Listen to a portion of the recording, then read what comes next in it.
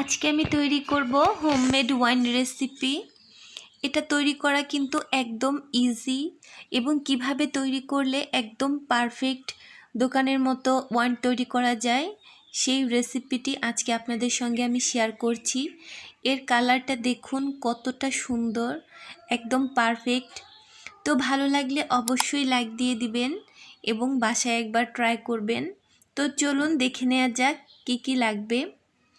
এখানে ওয়াইন তৈরি করতে খুব একটা বেশি উপকরণ প্রয়োজন হয় না।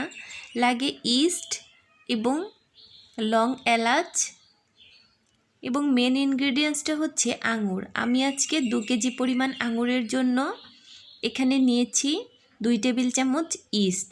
ইস্টটা আমি এখন অ্যাক্টিভ করে নিচ্ছি। হাফ কাপ কুসুম গরম পানির মধ্যে প্রথমে 1 টেবিল চামচ চিনি দিলাম এবং 1 টেবিল চামচ ইস্ট দিলাম। দেন আমি আরও হাফ চা চামচ ইস্ট এখানে অ্যাড করে দিচ্ছি। এবারে ইস্টটাকে অ্যাক্টিভ হতে সাইড করে রেখে দিলাম। এখন আঙুরগুলোকে প্রসেসিং করার পালা। তো যারা ইউটিউব থেকে রেসিপিটি দেখছেন তারা প্লিজ আমার চ্যানেলটিকে সাবস্ক্রাইব করে পাশে থাকা বেল আইকনে প্রেস করে দিবেন এবং যারা ফেসবুক পেজ থেকে দেখছেন তারা অবশ্যই সেতু রেসিপি পেজটিকে ফলো করে দিবেন। এবারে এই আঙুরগুলোকে ছোট একটা পাথরের সাহায্যে আমি এরকম থেতলে নিচ্ছি। তো রেসিপিটি কিন্তু আমার হাজবেন্ডের, সো আজকে তার রেসিপি আমি আপনাদের সঙ্গে শেয়ার করছি। এরকম করে অল্প অল্প করে আঙুর নিয়ে দেন এটাকে এরকম রস বের করতে হবে, বাট এটা কিন্তু ব্লেন্ডারে ব্লেন্ড করা যাবে না। এই জিনিসটা একটুখানি খেয়াল রাখতে হবে। আপনারা যে কোনো ধরনের ওয়াইন তৈরি করেন না কেন সেখানে কখনোই ব্লেন্ড করবেন না, ব্লেন্ড করা যায় না, তাহলে কিন্তু ওয়াইনটা ভালো হয় না। বেশি যদি হয় পরিমাণটা তাহলে দেখবেন যে সেটাকে পা দিয়েও করতে হয়, বাট এটাকে অবশ্যই এরকম করে প্রসেস করে নিতে হবে, ব্লেন্ড করা যাবে না। এটা দেখে বুঝে নিন যেটা কোন পর্যায়ে থাকবে। জাস্ট যখন এমন হবে সে পর্যায়ে এটাকে করে নিতে হবে। তো আমি এই কাজটা 2 থেকে 3 স্টেপে করছি। যেহেতু আমার আঙুরগুলো একটু বেশি ছিল সেহেতু আমি অল্প অল্প করে নিয়েছি এবং এর রস বের করে নিয়েছি।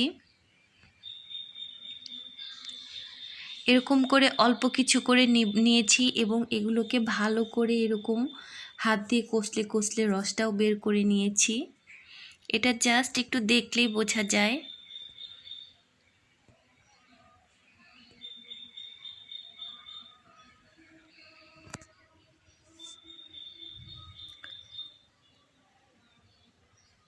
এরকম করে যখন এরকম পর্যায়ে চলে আসবে তখন এটা আমি একটি বয়মের মধ্যে এরকম রেখে দিব এবং এই বয়মের মধ্যে রেখে দেওয়ার পর এটা কিন্তু কমপক্ষে 27 দিনের মতো রাখতে হবে। আপনি যদি চান এটা আরও একটু বেশি ফার্মেন্টেশন করতে তাহলে আর একটু বেশি সময় ধরে রাখতে পারেন। এই তো দেখুন এর ভেতরটার অবস্থা। এখন আমি যে ইস্টটা অ্যাক্টিভ করার জন্য রেখেছিলাম সেটা কিন্তু অলমোস্ট অ্যাক্টিভ হয়ে গেছে। দেখুন কি সুন্দর করে ফুলে উঠেছে। এবার এখানে দিয়ে দিচ্ছি 1/3 কাপের মতো চিনি, দিয়ে দিব অ্যাক্টিভ করে রাখা ইস্ট। দেখুন অনেক সুন্দর হয়ে অ্যাক্টিভ হয়েছে ইস্টটা এবং এটা তৈরির মেন ইনগ্রেডিয়েন্টসটাই হচ্ছে এরকম ইস্ট। এটা অ্যাক্টিভ না হলে চলবে না, ভালো মানের ইস্ট নিতে হবে। দিয়ে দিচ্ছি 4 টুকরো এলাচ, 3টি লং এবং 4টি দারুচিনি। এবারে ভালো করে এটাকে এরকম ঘুটে নিতে হবে। আপনাদের বাসায় যদি ডাল ঘোটার কোনো কিছু থাকে সেগুলো দিয়েও ঘুরতে পারেন বা এরকম যে কোনো হাতা দিয়ে ঘুরতে পারেন, সমস্যা নেই। এটাকে ভালো করে আঙুরের সঙ্গে ইস্টটাকে মেশানো দিয়ে কথা এরকম করে ভালো করে নাড়াচাড়া দিয়ে মেশাতে হবে এবং বেশ সময় ধরেই এই কাজটা করতে হবে।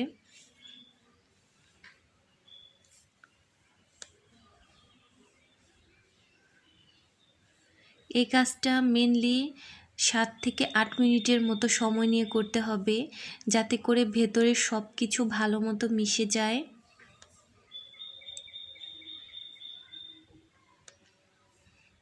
একদম ফেটে নিতে হবে, যেটাকে মানে সরাসরি বলা যায় আর কি, একদম ফেটে নিতে হবে। বাট এর ভেতরে যে এই আঙুরের ছোবাগুলো আছে এগুলো ফেলে দেওয়া যাবে না। এবার এটাকে টাইট করে লাগিয়ে রাখতে হবে 27 দিন পর্যন্ত, এবং এই 27 দিনের ভেতর কিন্তু এটা একদম খোলা যাবে না। দেখুন, তো 27 দিন পর হয়ে গেছে। এবার যে খোসাগুলো ছিল সেগুলো কিন্তু নিচে জমা হয়ে গেছে এবং ওপরের দিকে ওয়াইনটা তৈরি হয়ে গেছে।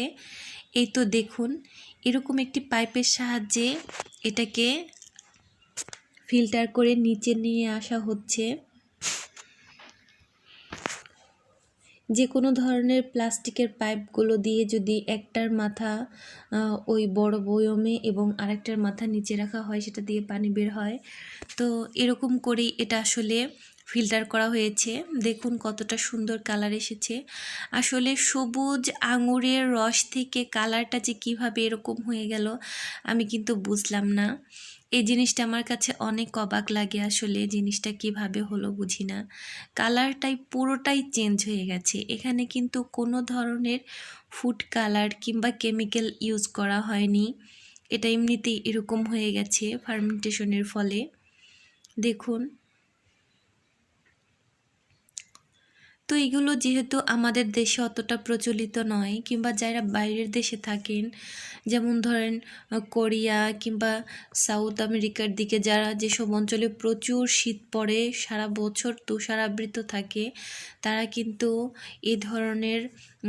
এই ধরনের পানীয়গুলো তারা খেয়ে থাকেন, এবং এগুলো না খেলে কিন্তু আসলে শরীরটা তাদের উষ্ণ হয় না এবং তখন শীতে মারাত্মক অবস্থা হয়ে যায়। সো এরকম হোমমেড রেসিপিগুলো তারা বাসায় তৈরি করেন, যাতে করে এগুলো তারা খেতে পারেন, বিশুদ্ধ জিনিস, খাঁটি জিনিস খেতে পারেন। সো আপনাদের যদি ভালো লেগে থাকে, কারো যদি প্রয়োজন হয়ে থাকে, তাহলে এগুলো বাসায় ট্রাই করতে পারেন। তৈরি করা একদম ইজি এবং কস্ট অনেক কম, এবং সেম ওয়াইন যদি আপনারা কিনে খেতে চান তাহলে কিন্তু এর ব্যয় অনেক বেশি হয়। তো আশা করব আজকের রেসিপিটি আপনাদের ভালো লেগেছে। আমার চ্যানেলে বিভিন্ন ধরনের ঘরোয়া রান্নাগুলো দেখানো হয়, বাইরের রেস্টুরেন্ট কিংবা বিভিন্ন ধরনের গ্রামীণ ট্রেডিশনাল খাবারগুলো আমি সহজ ওয়েতে কম ইনগ্রেডিয়েন্টস দিয়ে আমার চ্যানেলে শেয়ার করে থাকি। আশা করছি আপনাদের ভালো লাগবে। ভালো লেগে থাকলে একটু সাবস্ক্রাইব করে দিবেন।